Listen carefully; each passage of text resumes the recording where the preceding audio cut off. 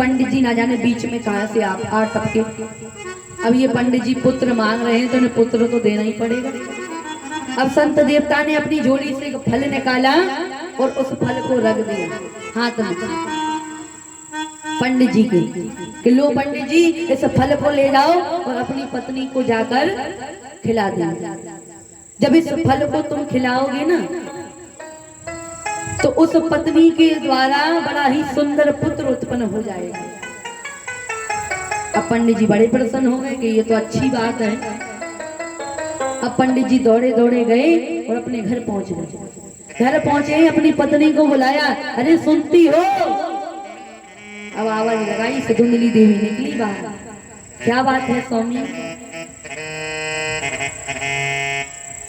आत्मदेव जी ने फल रखा हाथ में। देवी आप इस फल को ग्रहण कर लीजिए। एक संत देवता ने हमको ये फल दिया है और कहा है कि अगर तुम इस फल को ग्रहण कर लोगी ना तो तुम्हारे गर्भ में बड़ा ही सुंदर बालक आ जाएगा। तुम इस फल को खा लो, विलंब मत करो। अब धुंधली देवी उस फल को लेकर बैठी है, चिंता में बैठी हुई है कि मैं इस फल को खाऊं कि ना खाऊं, सोच रही है। अब इतने में ही पास में से पड़ोसन आ गए। अच्छा, पड़ोसी कुछ कार्य के लिए आए या ना आए लेकिन आग लगाने जरूर आते हैं। आते कि नहीं आते? कई पड़ोसी होते हैं ऐसे, अगर जहां पर आग ही जल रही हो तो वहां थोड़ा घी और डाल दो। और कई अच्छे भी होते, ऐसे नहीं है, आग बुझाने भी आते हैं। अब धुंधली देवी की जो पड़ोसन थी ना वो आग बुझाने आ गई, लगाने नहीं आई। पड़ोसन आई, पड़ोसन ने देखा कि भैया धुंधली देवी बड़ी चिंता में बैठी हुई। पूछा कि देवी बड़ी चिंता में दिखाई दे रही हो, क्या बात है? धुंधली देवी ने कहा क्या बताऊं बहन, तुम्हें पता है हमारे पति को ना जाने एक संत ने एक फल दे दिया था और कहा है कि इस फल को खाने से तुम्हारे गर्भ में बड़ा ही सुंदर बालक आ जाएगा। अब बताओ मैं इस फल को खाऊं कि ना खाऊं?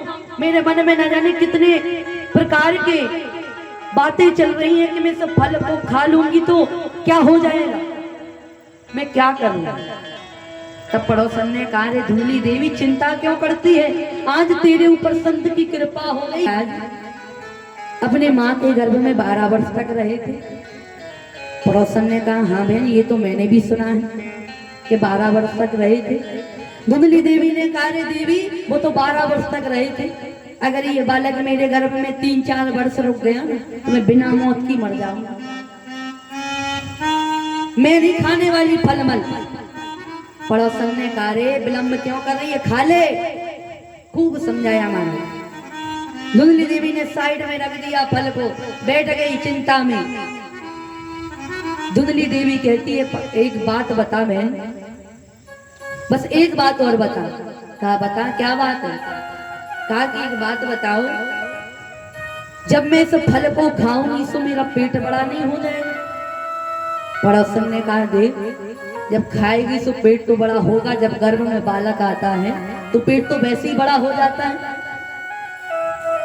अब धुंधली देवी विचार करने लगी अगर पेट बड़ा हो गया तो मैं चलूंगी कैसे हैं?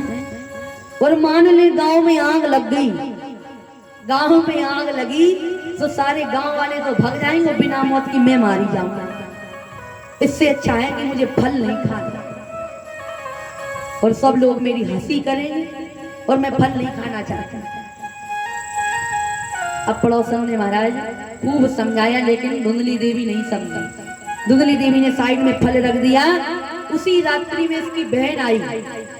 अब इसकी बहन जो थी ना वो तो चाहती थी कि इसके घर में कोई पुत्र ना हो, क्योंकि इसके घर में इतना सारा धन था। उसकी बहन चाहती थी कि पूरा धन हम ही समेट लें। अब पुत्र नहीं होने दे रही थी। बहन आई, बहन को सारी बातें बता दी कि देख बहन एक संत देवता ने फल दिया, जितनी बातें थी सारी बहन को समझा दी। बहन ने कहा देखो धुंधली देवी तुम एक काम करो, हमें नहीं लगता है कि फल खाने से कभी पुत्र होता है। अभी तक तो हुआ नहीं, अब फल खाने से कौन सा चल रही। अब लोग उसको पुकारे स्वीटी, फिर कैसा लगेगा?